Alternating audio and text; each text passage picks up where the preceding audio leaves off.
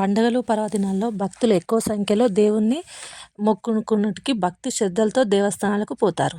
అలాగే వాళ్ళు వెళ్ళేటప్పుడు వాళ్ళతో పాటు కొన్ని ఫలాలు, పుష్పాలు అవి తీసుకొని భగవంతుని పూజ కోసం చేత్తో తీసుకొని వెళ్తారు. ఆ భక్తులతో పాటు వ్యాపారస్తులు కూడా దేవస్థానాల చుట్టుపక్కల వీధులలో వాళ్ళ వ్యాపారాలు నిర్మించుకొని బాగా జరగాలని కోరుకుంటారు.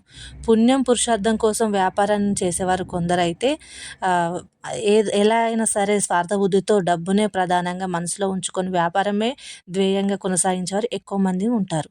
దేవుని కోసమే కదా ఈ పదార్థాలు మనం అమ్ముతున్నాము, ఇవి పవిత్రంగా ఉండాలి, నాణ్యత విషయంలో ఏమాత్రం తీసిపోకూడదని కొందరు వ్యాపారస్తులు భావించి ఉంటారు. దేవుని యందు భక్తి శ్రద్ధలు తప్పులు దొర్లితే పాపాలు అంటుకుంటాయని న్యాయ మార్గంలో వ్యాపారం చేస్తారు కొంతమంది. ఇప్పటి ఈ కలికాలంలో వ్యాపార స్థితిగతులు మారిపోయాయండి.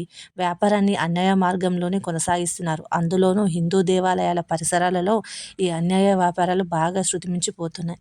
ఎందుకో నాకు ఇది మీతో పంచుకోవాలనిపించింది. మొన్న నేను వెళ్ళిన ప్లేస్లో ఒక దగ్గర ఇది జరిగింది కాబట్టి నేను మీ అందరికీ చెప్తున్నాను.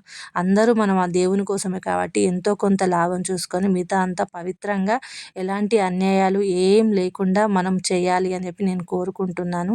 ఎప్పుడైనా ఏదైనా తెలియక ఏదైనా చేసినా కూడా క్షమించమని దేవుణ్ణి కోరుకుంటే వింటాడు. కానీ పాపం ఏదో తెలియని వాళ్ళకి అమాయకులకి మన వల్ల ఏదైనా ఇబ్బంది జరుగుతుంది కదా, తెలిసి చేసినా తెలియక చేసినా.